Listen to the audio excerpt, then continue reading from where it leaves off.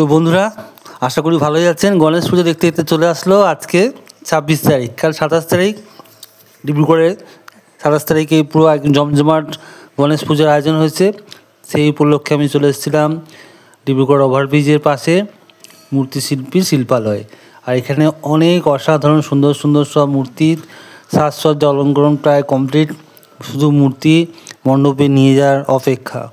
তো আপনারা এই মূর্তিগুলো দেখে খুব খুশি হবেন, কারণ মূর্তিগুলো এত সুন্দর রং হয়েছে আর তার চোখ মুখ অলংকার মুকুট এত সুন্দর লাগছে, সঙ্গে তার কাপড় ওড়না খুব সুন্দর। এক একটা মূর্তিতে এক এক রকম ধরনের কাজ হয়েছে।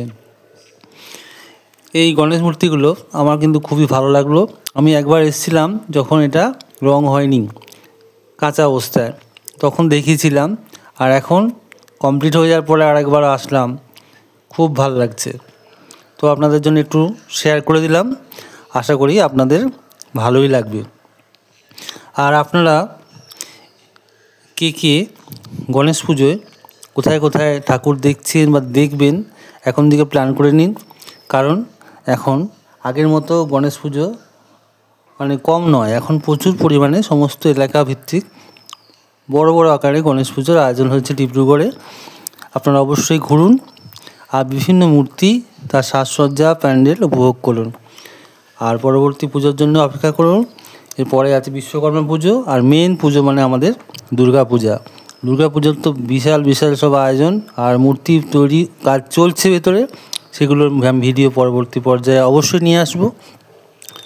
আজকের এই গণেশ মূর্তিগুলো আপনাদের কেমন লাগলো অবশ্যই কমেন্ট করে জানাবেন।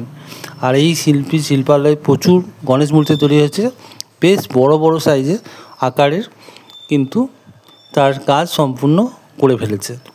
এত ভালো লাগছে, এত কালারের বৈচিত্র্য, এত সুন্দর কন্ট্রাস্ট, দারুণ আকর্ষণীয়। আমি অনেকক্ষণ দাঁড়িয়ে এই মূর্তিগুলো দেখলাম, পরে আপনাদের জন্য অল্প ভিডিও করে নিয়ে এসেছি। তো সবাই অনেক ভালো থাকুন, সুস্থ থাকুন, আর ভালো করে গণেশ পুজো উপভোগ করুন। সবাইকে গণেশ পুজোর অনেক শুভেচ্ছা রইল।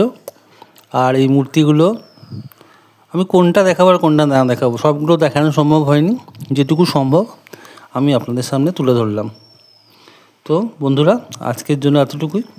সবাই অনেক ভালো থাকুন, সুস্থ থাকুন, টাটা।